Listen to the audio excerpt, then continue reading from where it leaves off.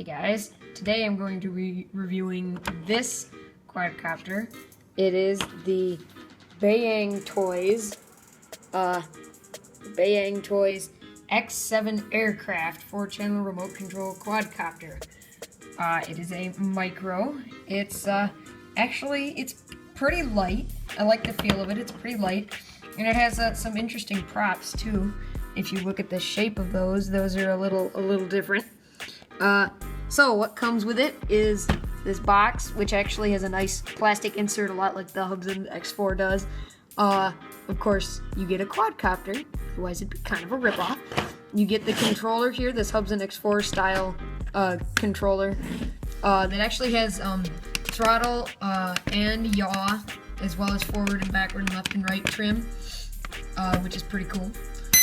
So like that. A charger, which is labeled because my dad and I are getting to have so many chargers, we have to label them now.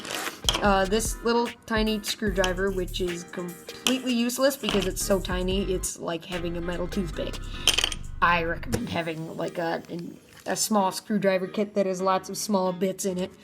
And it also comes with these 4 extra props.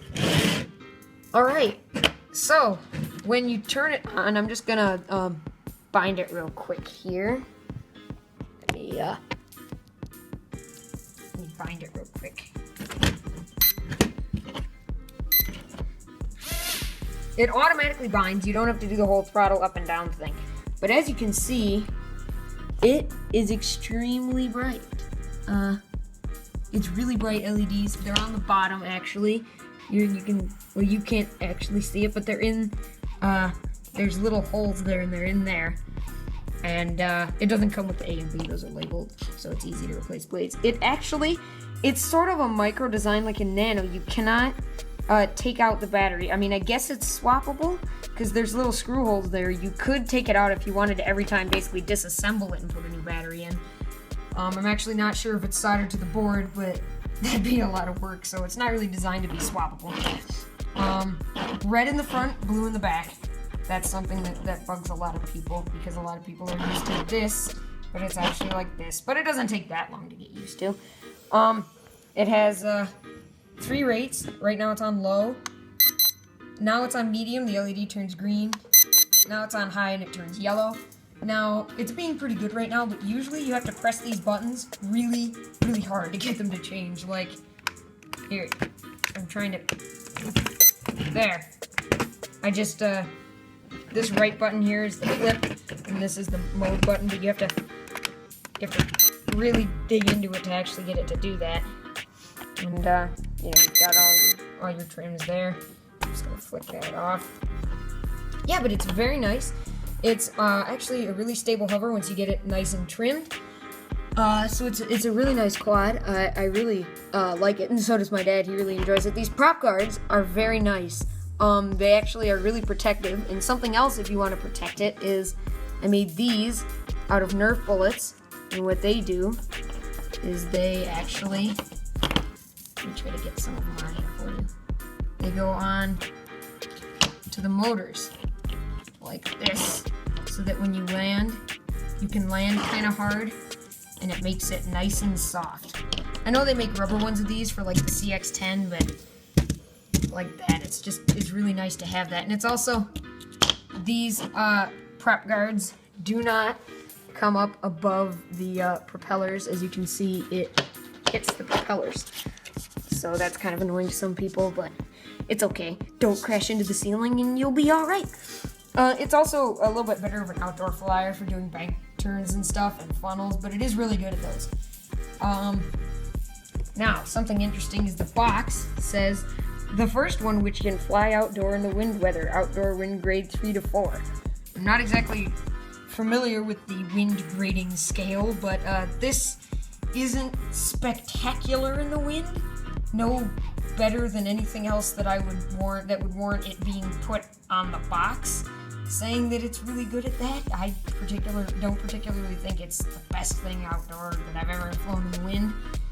So I wouldn't have put that on the box if I were them. But yeah, I think that about covers it. Oh, and these prop guards are removable. They have a couple of small screws there, and then they can come off. And it also comes in black and red, I do believe. Yeah, there. It comes in black, white, and red. Yeah, so now I'm gonna go fly it. Another thing I forgot to mention, this is a USB charger. It's red when it's before you plug it in, and then it turns off and it turns back on again when it's charged.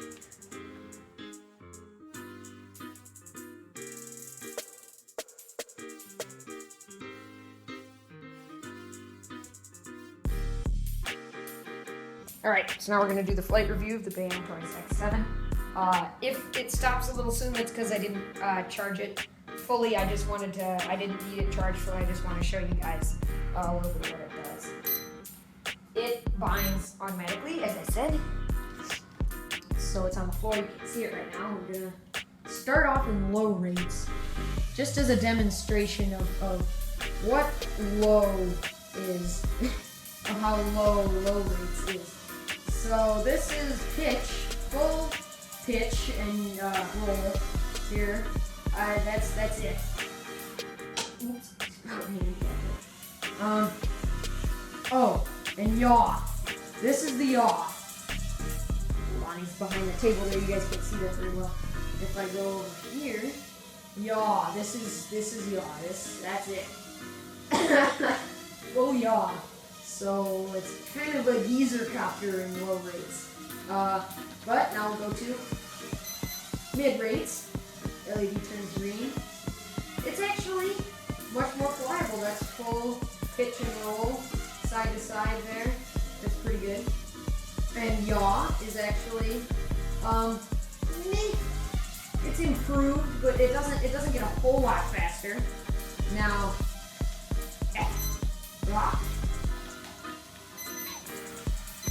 there we go, high rates. This thing is a beast in high rates. I can go like straight at it and stop on a dime. This thing is crazy.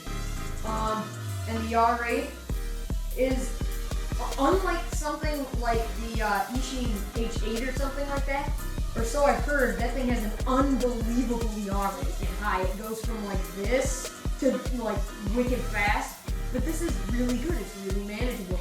I'm not going to do any funnels in here because it's bigger, it's harder to do funnels indoors, but I will do a couple of flips. Oops. And we'll do it like that. I'm not sure if that was entirely on camera. There. That one should have been. They're pretty tight, and he recovers really quickly from the flips. Another thing is, these prop guards are actually pretty good. Whoops, it just bounced there. That was my fault. That also actually brings me to something I haven't mentioned yet. It's about the props. The props, especially these white ones, tend to have problems with, if you hit something too hard. I did that intentionally. I hit a little too hard. But the props sometimes come off. Oops. Come on, backwards.